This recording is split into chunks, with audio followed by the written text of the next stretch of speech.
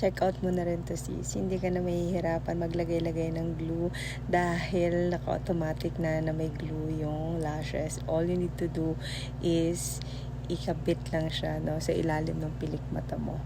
Ilalagay mo lang siya doon. Automatic na may glue na siya, and all you need to do is i-attach under your lashes. Yan. Ganyan siya. Tapos hindi siya madaling matanggal. As in, ayan. Nakailang tanggal ko na to. Ayan. Pwede mo siyang gamitin up to siguro 3 times to 4 times. Kasi nakailang tanggal ko na siya. Ngayon lang naman, tinanggal ko siya tapos binalik ko.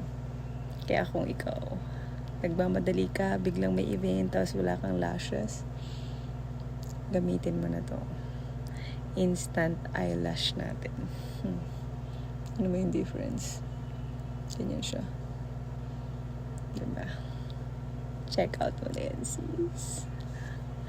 Nandiyan sa yellow basket, i-click mo lang yan, bili ka na para sa mga instant events ng buhay mo. Love ya!